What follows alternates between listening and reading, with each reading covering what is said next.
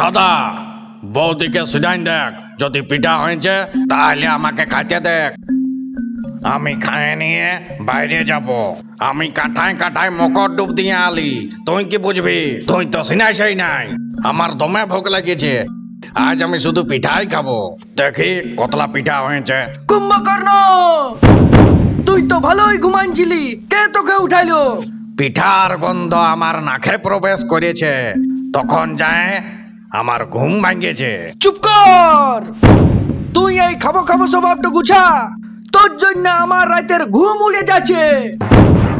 আমি রাতে ঘুমাইতে পারি নাই, আমি চমকে চমকে উঠছি। আরো পেঁদা বলছিস? বেশি কথা বাড়াইস না তুই, বুঝলি?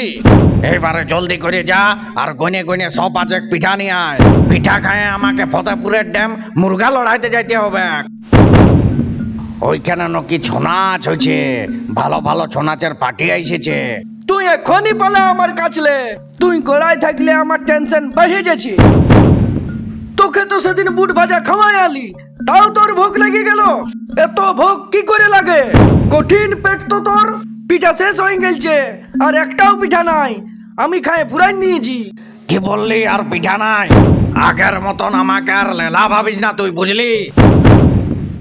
আমাকে দুর্গা পূজায় গুড় পিঠা না দিয়ে 5 টাকার বুট ভাজা দিয়ে বুলাইছিলিস, তুই মনে আছে? কিন্তু এইবারে আমি পিঠা না খাই এক পাও লড়ব নাই। তুই একদিন না করে জলদি করে পিঠাটা নিয়ে আয়, বুঝলি? হুকিস না কুম্ভকর্ণ, আমি তো আগেই বলেছি আমি পিঠাগুলা খাই নিয়েছি। তবে কি আমি পিঠাগুলা পেটটা থেকে বাড়ি করে দিব? বারে বারে বারে, এই না হইলে আমার নিজের দাদা।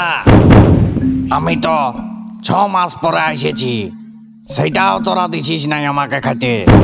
আজ মকর দিন বলিয়ে আমি ঘুমাই উঠে স্নান করে এসেছি, তাইলে আমি যখন ঘুমাই থাকি না জানি তোরা কি কি খাস। কে? আর আমি এটাও শুনেছি যে তুই অযোধ্যা পিকনিক করতে গেলছিলি ঘর গোষ্ঠীকে নিয়ে। কই, আমাকে তো একবারও বললি নাই। চেঁচাস না কুম্ভকর্ণ, তোর ঘুম ভাঙাবার অনেক চেষ্টা করা হয়েছে। বাদাম বাদাম গানটা বাজায়ও তোর ঘুম ভাঙে নাই। আমি জানি যে তোরা আমাকে অল্প খাইতে দিবার ডরে ঘুম পাড়ায় রেখে দিস। চেঁচাস না, 2টা তিল লাড়ু বেঁচেছে, খাবি কি?